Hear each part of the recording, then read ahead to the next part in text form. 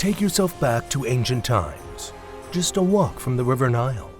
The pharaoh stands above all. He shares the throne with his wife, who is also his sister.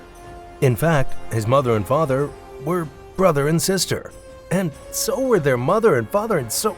Ew. The civilization of ancient Egypt started in 3100 BCE, would leave a legacy in arts, architecture, and imagination seen to this very day. They were also pretty keen on intermarriage. Welcome to History on Fleek. Join us on a journey through some of the most famous names to ever be called pharaoh, some of the most celebrated dynasties of this ancient civilization, and witness how they kept it in the family. While protecting bloodline and family right, the interbreeding had consequences discovered long after their time, from physical deformities to mental frailties, from sibling rivalries to murderous plots. Artworks show us elongated heads and curious figures. Strap yourself in for a mind-bending journey through the interbreeding of Egyptian royalty. The Egyptian dynasty, most known for interbreeding, was the Ptolemaic dynasty. Macedonian in origin, the Ptolemies came to rule Egypt following the death of Alexander the Great in the 4th century BCE. At this time, intermarriage within the family, and particularly the union of brothers and sisters, was considered a way to consolidate power, and even a divine right by some.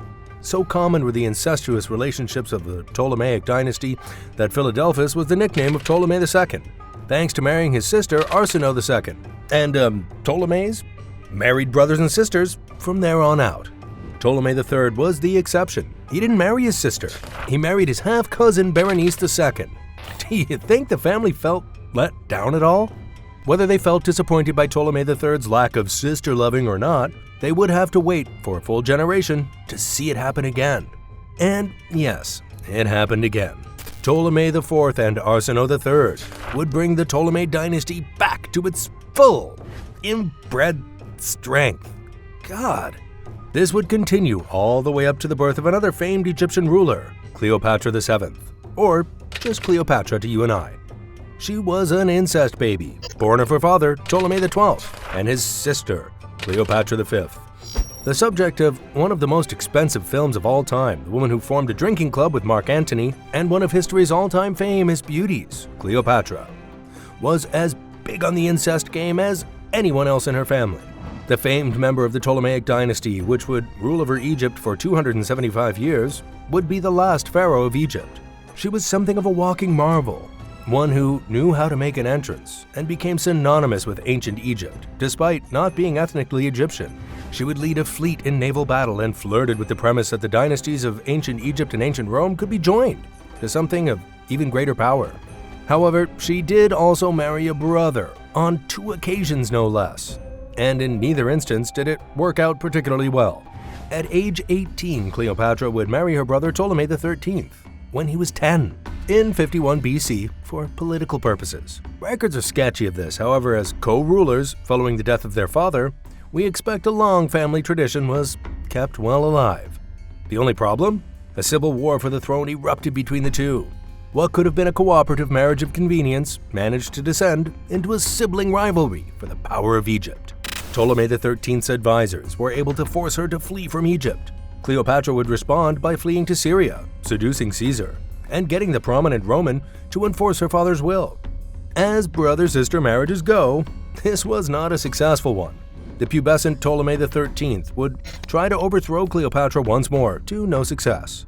Then leave Egypt, presumably after storming out of his bedroom in a strop. But he would not strop much longer.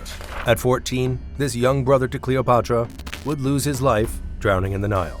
The second brother Cleopatra would marry would not face a much better fate. Though in her defense, she did marry Ptolemy XIV when he was 12. So, there's a minor ethical improvement. Gotta take him where you can with the Ptolemy dynasty. So, with one brother dead, and a joint claim to the Egyptian throne in the balance, Cleopatra decided to shore up her odds with another brother lover when she was 22. What is the problem this time, you ask? Well, she was already hooking up with Caesar to the extent that they'd sired a child, imaginatively called Caesarion. Evidently, Cleopatra felt that ruling with the son of Caesar was more or less a better option than ruling with an annoying teenager, who would shortly die, likely, by the same people who killed Caesar, but maybe by his sister. Cleopatra would then rule Egypt with her son Caesarion at her side. And there you go, a long dynasty of incest and inbreeding that ended with murder and isolation. Oh. For a dynasty that had such an entrenched relationship with intermarriage and inbreeding, the Ptolemy dynasty has been heavily studied by historians. Their findings in summation are pretty glaring. From artistic impressions to ruling retrospectives, the Ptolemy dynasty is nearly universally regarded as riddled with genetic abnormalities of incest. While many would declare it down to artistic choices of the time, the enlarged eyes and pronounced necks in depictions are seen by many as symptoms of Graves' disease. Moreover, the family was renowned for its continual presentation of morbid obesity. Others have suggested such abnormalities imply the presence of Edheim-Chester disease, a likely product of incest. The misshapen postures, noses, and various malformations found across many mummies of the era could well be evidence of Froelich syndrome. Once again, very likely onset from incest. Yet these presentations and suspicions aren't entirely certain. What may be of more interest and entirely interpretive are the potential mental and psychological effects of incest. Hardly easy to diagnose some thousands of years after the fact, but mental diseases could easily have been prominent in a family lineage made of inbreeding. Ptolemaic pharaohs have been described as vicious, greedy, selfish, degenerated, weak, vengeful, and having something of a penchant for murdering siblings and offspring. This, again, is speculation. We cannot say for certain compromised genes made compromised personalities. It certainly cannot be claimed so many hundreds of years after these people walked the earth. This being said, it's hard to imagine compromised genes help the matter. A decade into the 21st century, German and Egyptian researchers would take a trip back to antiquity with the study of 11 different mummies. The excavated mummies all dated from the 18th dynasty from 1550 to 1292 BCE. Once in the hands of researchers, the bone tissues were treated for scans and DNA extraction. Most importantly, these DNA extractions meant analysis could show the research teams the exact identities of the mummies, and most interestingly, their potential illness, their cause of death, and any relationships between family. The results were highly conclusive, and conclusive no less on the nature of the most famous Egyptian pharaoh of ancient Egypt. Analysis of DNA would show that Tutankhamun was born of an incestuous relationship between Akhenaten and his sister. There were clear consequences of this inbreeding and incestuous birthing between Akhenaten and his sister. The DNA and bone scanning analysis did also clarify suspicions long held about the pharaoh Akhenaten's feminine appearance. Despite many believing that Marfan syndrome or gynecomastia may have been behind the feminine depictions of this pharaoh, there was nothing genetic found in the mummies to indicate such conditions. These depictions of the Amarna period were artistic choices, not reflections of physical reality, as many have supposed. Tutankhamun's DNA scans were considerably more revelatory in their results. Astoundingly, some 130 staves and sticks for walking support were buried in this mummy's tomb. The famed Tutankhamun's tomography scans revealed this pharaoh suffered bone necrosis on a long-term basis. Furthermore, it was clear he was afflicted with foot deformity, that you and I would know as clubfoot. The findings also revealed King Tut may have suffered speech disorders from a cleft palate and cleft lips. Researchers now universally believe that Tutankhamun's demise was not a fall from a chariot. Many would now tell you it was unlikely the famed pharaoh was anywhere near a chariot with such a debilitating walking state.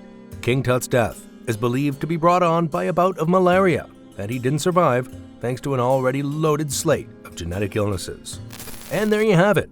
Greatness born of genetic weakness and taken from the world for the very same reason. They say crime doesn't pay. Neither does transgression by the looks of things. This is History on Fleek, and we'll see you next time.